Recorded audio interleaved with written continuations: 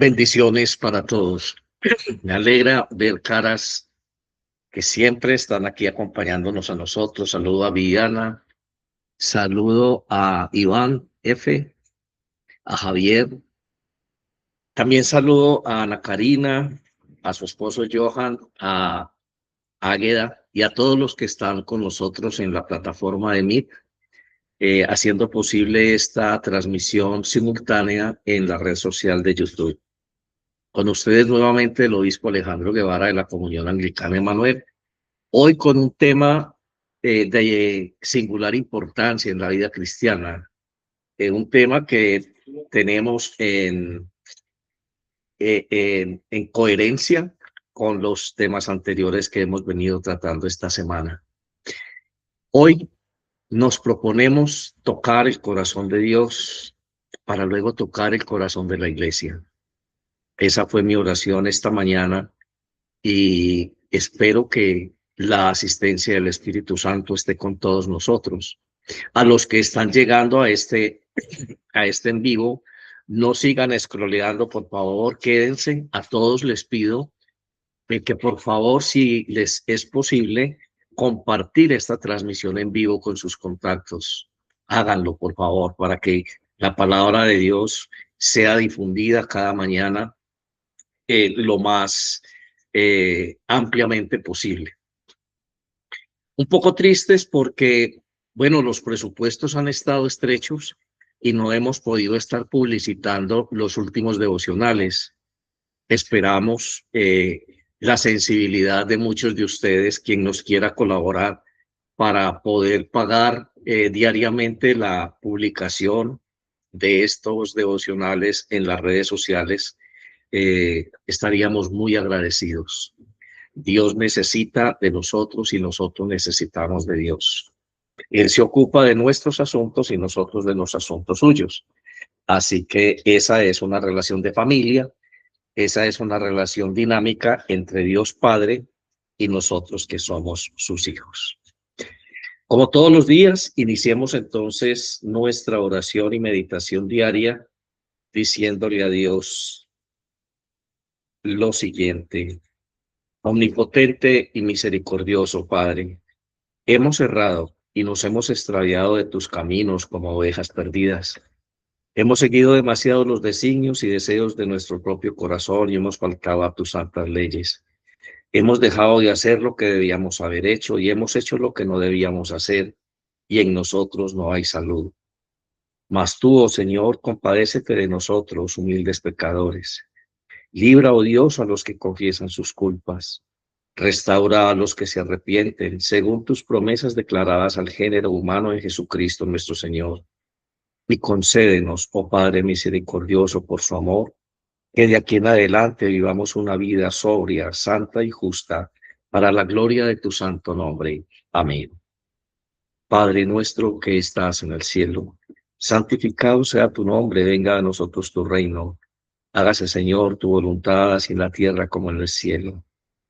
El pan de cada día, dánoslo hoy, y perdona nuestras deudas, así como nosotros perdonamos a nuestros deudores. Y no nos dejes caer en la tentación y líbranos del maligno, porque tuyo es el reino, el poder y la gloria por siempre jamás. Amén. El tema de nuestro devocional de hoy es sencillo, una sola palabra: hipocresía. Y para abordar este tema, les propongo leer dos textos bíblicos. El primero está en el Evangelio de Lucas, capítulo 20, versículos 45 al 47.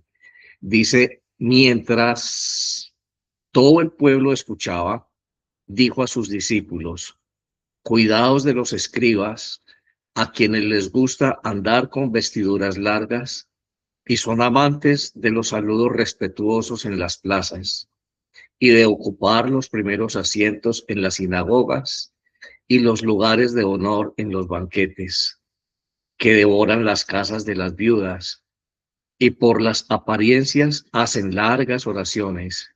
Ellos recibirán mayor condenación. El segundo texto que quiero que consideremos con respecto a este título de la hipocresía. Este devocional de hoy está en el libro de Romanos, en el capítulo 14, versículos 10 y 12. Dice el autor de Romanos, que también es Lucas, por cierto: pero tú, ¿por qué juzgas a tu hermano?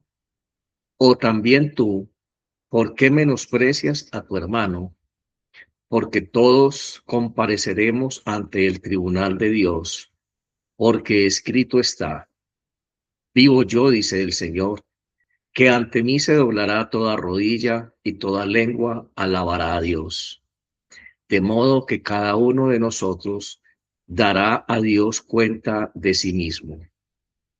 Bueno, iniciamos entonces este devocional de hoy sobre la hipocresía, teniendo en cuenta primero las palabras de Jesús en el Evangelio, en el capítulo 20, entre los versículos 45 y 47, el Evangelio de San Lucas. Dice Lucas que Jesús estaba hablando con sus discípulos y les hizo, perdón, una advertencia muy concreta en contra de la conducta de los escribas y de los fariseos. De los escribas dice Jesús que les gusta andar con vestiduras largas y son amantes de los saludos respetuosos en las plazas, haciendo una transposición, perdón, a nuestro tiempo presente.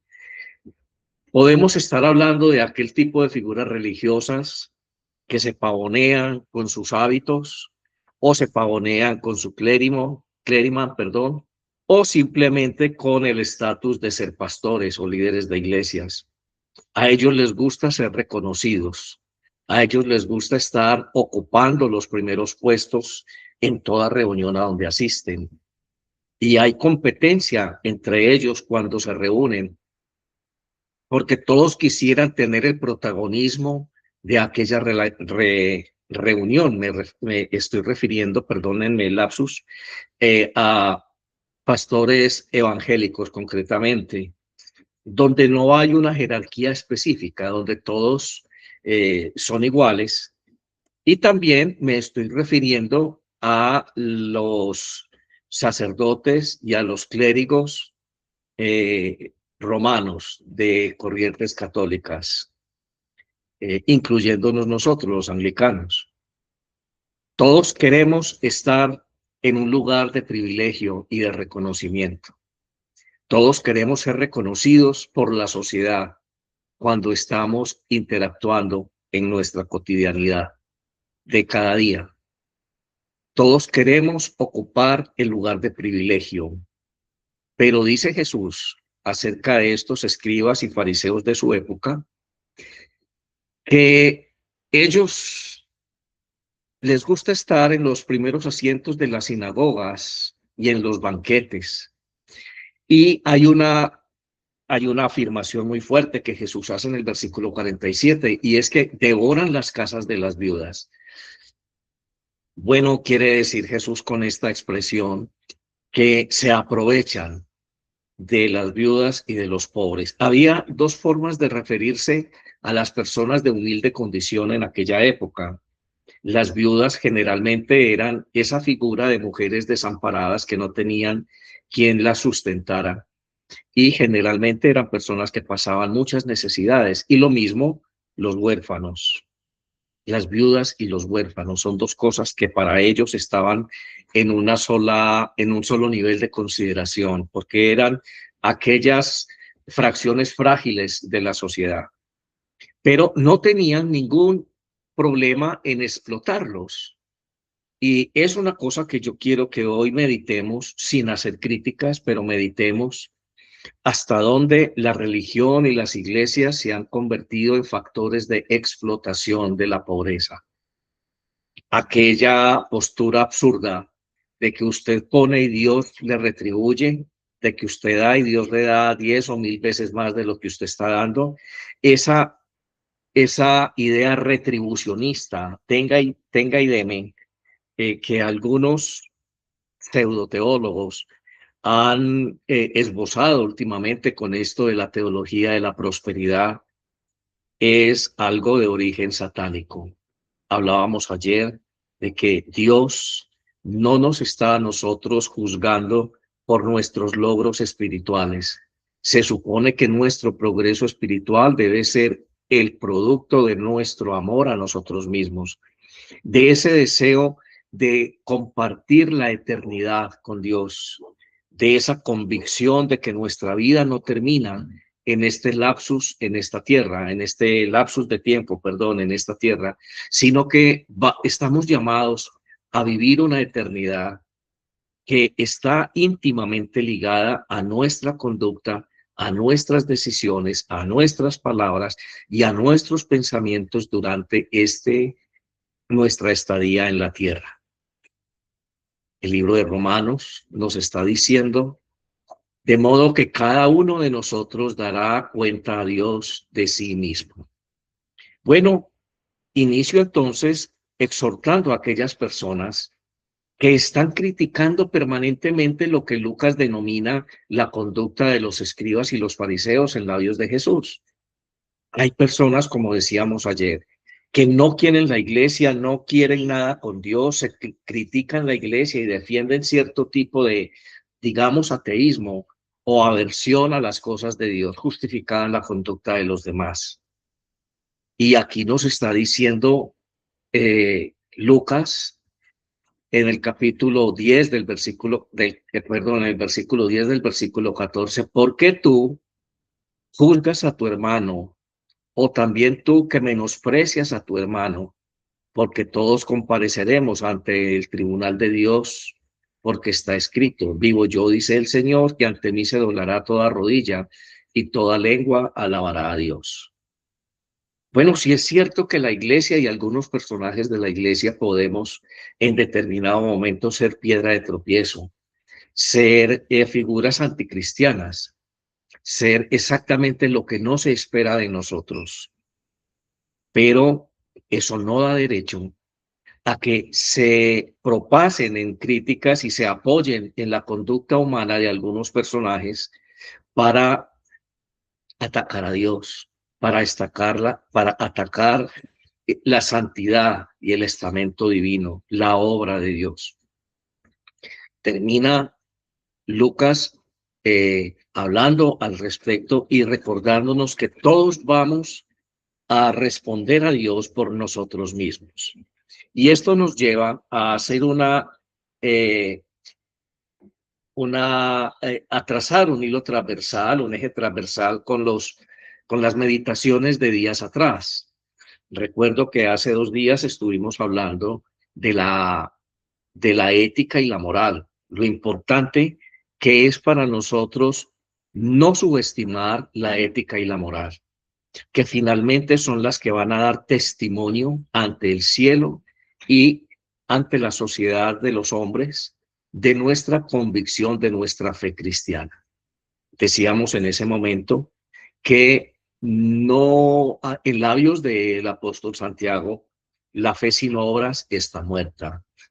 Así que llamábamos a la reflexión a nuestros hermanos evangélicos que dicen que la salvación es por fe. Estamos de acuerdo, la salvación es por la fe y no por las obras, pero una fe sin obras está muerta.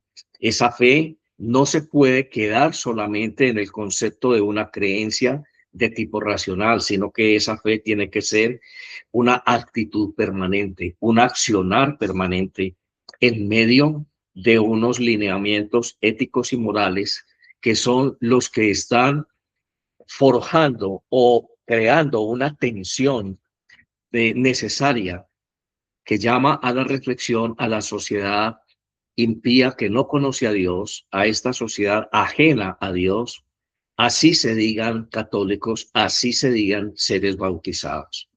Enfatizábamos que el Espíritu Santo infunde su presencia, la fuerza de su voluntad en nosotros en el sacramento del bautismo. El sacramento del bautismo no es solamente el rito de ir a decir, bueno, ya estoy bautizado, ya Dios me tiene que bendecir o ya voy a ir al cielo. No, el bautismo, por el contrario, es la expresión pública ante la comunidad de los hijos de Dios, ante el mundo en el que vivimos y ante Dios mismo, que hemos tomado una decisión de servirle, que hemos reflexionado profundamente la necesidad de tener vida eterna, de prepararnos en este mundo para desarrollar esas virtudes que nos van a permitir estar con Dios por la eternidad. Hoy vamos entonces a hablar de la hipocresía. Y es que la hipocresía precisamente radica en aquella postura ególatra de parte nuestra que dice y afirma permanentemente que tenemos las virtudes cristianas, que por el solo hecho de haber creído, de haber confesado nuestra fe en Jesucristo, haberlo invitado a nuestro corazón, entonces ya somos salvos, ¿no, hermanito? Estamos muy lejos de conseguir ese privilegio de disfrutar con Dios la eternidad. La salvación es un proceso. La salvación es un todo, es el todo de la obra redentora de Cristo. Y recordemos que Cristo en su ministerio recopila en su conducta, en su forma de pensar, en su actuación, toda la propuesta del Antiguo Testamento. Si usted y yo somos cristianos, somos discípulos de Cristo, entonces también tenemos que tener una conducta que recopile, que contenga toda la doctrina del Antiguo Testamento, toda la pretensión, la exigencia espiritual, para que entonces podamos decir claramente que ya la ley no tiene importancia en nosotros, no tiene vigencia, porque ya somos seres espirituales nacidos de nuevo. Bueno, en base a este texto del Evangelio de Lucas, resaltemos rápidamente 5 advertencias que nos hace Jesús allí. La primera es en relación con el orgullo. Nos dice el versículo 46, guardaos de los escribas que gustan de andar con ropas largas y andan en salutaciones en las plazas, de estar siendo reconocidos. Jesús denuncia que así como los escribas buscaban el reconocimiento y respeto por su posición usando la religión como medio para alimentar su orgullo, esta actitud distorsiona la verdadera espiritualidad que debe centrarse en Dios y no en el ego humano. Aquí nosotros tenemos la obligación de evaluar cada espíritu. Aquí tenemos nosotros la obligación bíblica de discernir cada espíritu.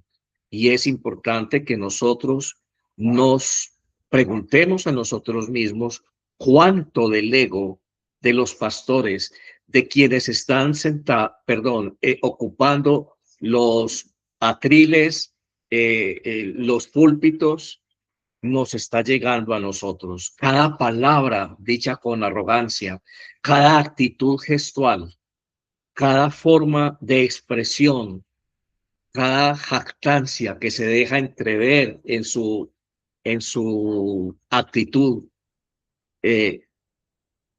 minimiza la palabra de Dios, le quita eficiencia al mensaje del Evangelio, porque el mensaje del Evangelio debe ser dicho en el marco de una completa humildad, una humildad que nace del amor en el corazón de un hombre que comprende realmente lo que Cristo Jesús hizo en la cruz.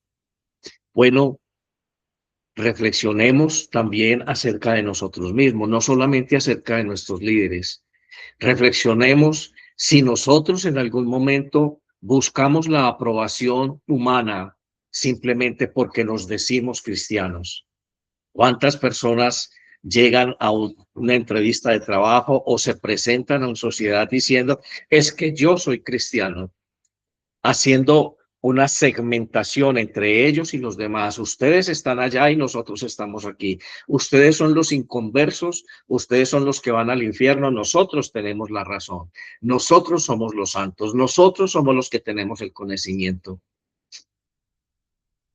Cuánta ignorancia y pobreza espiritual hay en esas conductas. En segundo lugar, Jesús nos está alertando contra la ambición del poder y del prestigio. El versículo es el versículo 46 y nos dice, y las primeras sillas en las sinagogas y los primeros asientos en las cenas. Los escribas se deleitaban en las posesiones de poder y privilegio, priorizando el estatus por encima del servicio. Jesús critica esta actitud porque contradice el llamado al liderazgo humilde. Yo me pregunto a aquellas personas que, vuelvo y repito, están utilizando la religión como plataforma política. Me pregunto yo con cuál ideología, porque no podemos reducir el evangelio a una ideología política. No podemos reducir el mensaje del evangelio a un discurso social igualitario, digámoslo de esa forma. ¿En qué están pensando? Yo me pregunto de qué se sentirá más orgulloso un líder cristiano cuando es elegido senador de la República, de ser senador de la República o simplemente de ser un hijo de Dios que sirve al pueblo. En la forma en que Dios enseñó, el que quiera ser primero entre vosotros, que sea el último. El que quiera ser reconocido entre ustedes, que sea el que sirve a todos.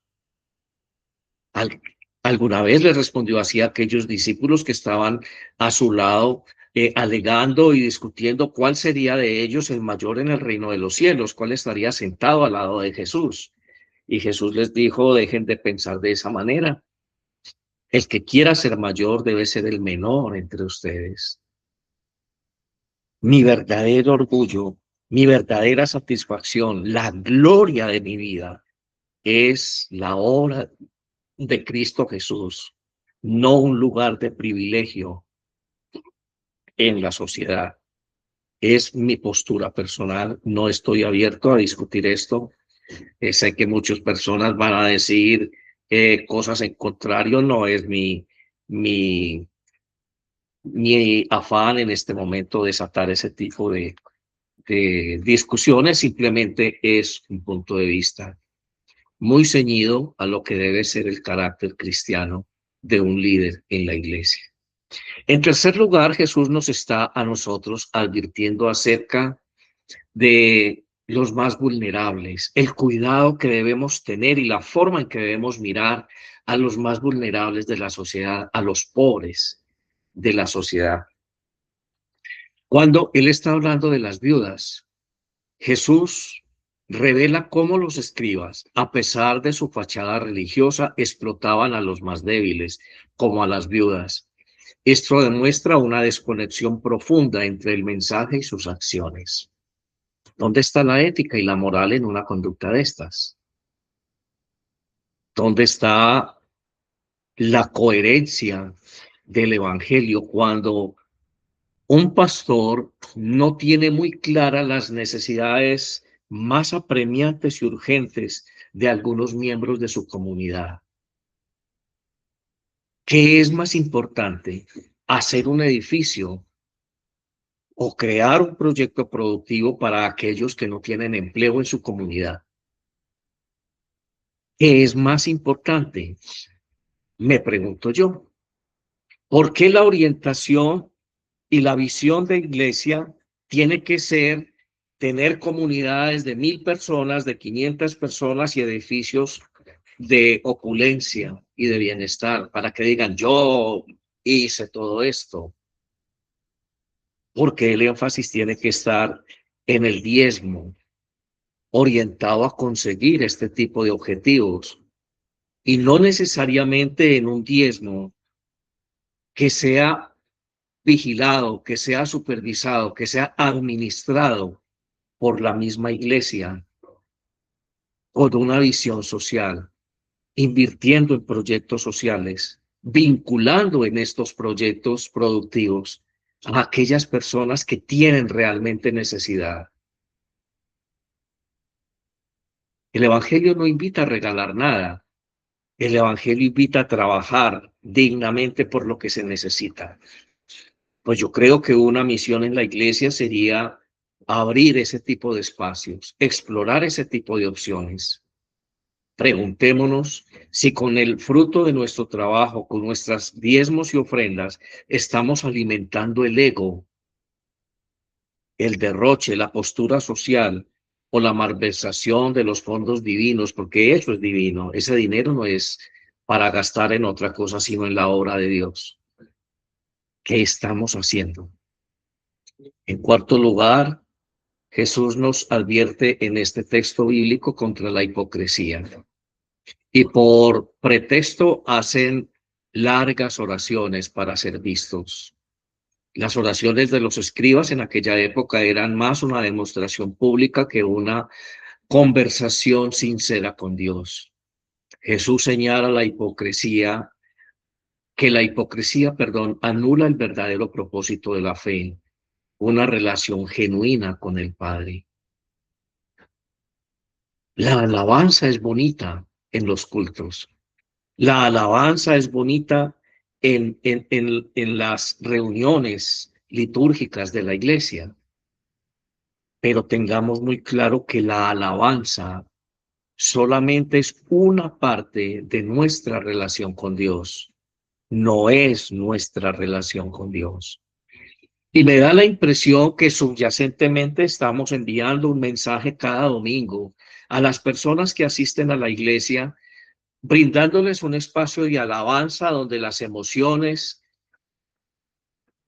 salen a la luz, donde hay una sublimación del espíritu y quizá hay lágrimas y buenos propósitos que van a terminar condenando a las personas que están allí, si no tienen en cuenta que están haciendo votos inadecuados, irresponsables delante de un Dios santo.